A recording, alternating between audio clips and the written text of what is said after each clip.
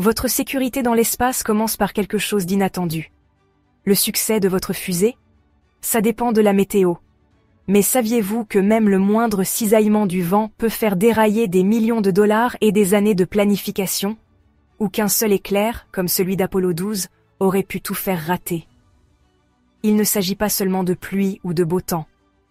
Il s'agit de prévisions météorologiques précises qui garantissent que les humains peuvent explorer le cosmos en toute sécurité. Voyons pourquoi prédire l'imprévisible est le héros méconnu des missions spatiales. Quand la plupart des gens pensent à l'ingénierie spatiale, ils imaginent des fusées élégantes fendant l'atmosphère ou des astronautes flottant en apesanteur. Mais ce qu'ils n'imaginent pas, c'est une bande de météorologues qui regardent les nuages, décidant en gros si cette fusée reste au sol. Et oui, l'humble bulletin météo est le MVP sous-estimé de chaque mission spatiale, parce que c'est la différence entre un lancement réussi et un feu d'artifice à plusieurs millions de dollars. Ça commence à la surface, directement sur le pas de tir. Des vents forts, ils feront vaciller cette fusée comme une tour de Jenga. De la pluie? Ce n'est pas seulement inconvenant, ça peut endommager l'électronique et même perturber l'équilibre du poids de la fusée. Mais le vrai obstacle? La foudre. Les fusées sont comme des paratonnerres métalliques géants. Elles créent même leurs propres champs électriques au lancement. Si vous vous sentez d'humeur dramatique, demandez à Apollo 12 ce qui s'est passé quand la foudre a frappé 2 fois au décollage. Spoiler, c'était pas beau à voir. Et puis, il y a la haute atmosphère, en gros une course d'obstacles pour les fusées. Vous avez le cisaillement du vent, où la vitesse et la direction du vent changent plus vite que votre playlist en mode aléatoire. Ça peut déséquilibrer une fusée plus vite que vous ne le pensez. Et n'oubliez pas les courants jets, des vents à très grande vitesse, qui peuvent soit donner un petit coup de pouce amical à la fusée, soit ruiner complètement son trip. Les enjeux? Un peu plus importants que votre appli météo habituelle. Mais attendez, ce n'est pas tout, la météo solaire. Eh oui, l'espace a sa propre météo. Les éruptions solaires, les tempêtes géomagnétiques et les éjections de masse coronale, des mots savants pour dire que le Soleil est en colère, peuvent griller les systèmes de communication, perturber les satellites et même mettre les astronautes en danger. Petite anecdote, la météo solaire peut aussi perturber l'atmosphère terrestre, histoire de pimenter un peu les choses pour les météorologues. Maintenant, parlons des conditions d'annulation, le tue-l'amour ultime des missions spatiales. Ce sont les seuils qui, s'ils sont franchis, signifient que la fusée reste au sol.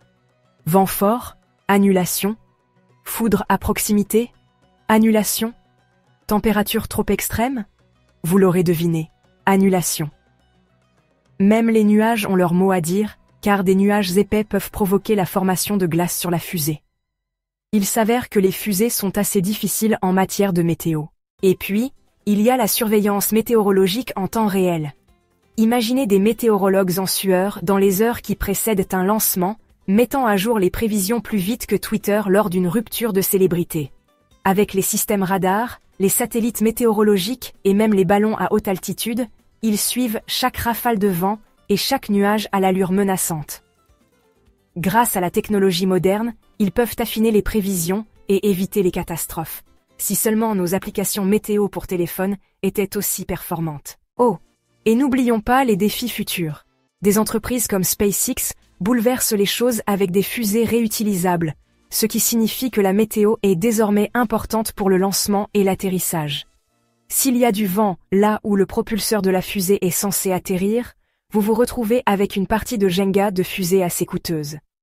Et avec des projets d'humains sur Mars et des bases lunaires, les prévisions météorologiques vont devenir beaucoup plus compliquées.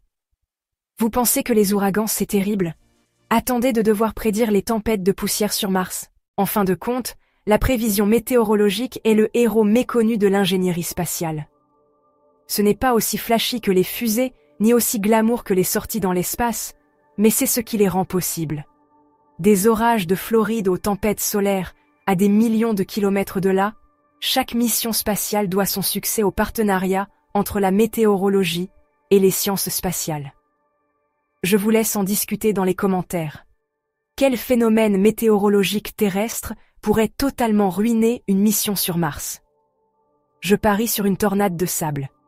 N'oubliez pas de vous abonner si ce n'est pas déjà fait. Prenez soin de vous, prenez soin de vos proches, et on se retrouve bientôt dans une autre vidéo.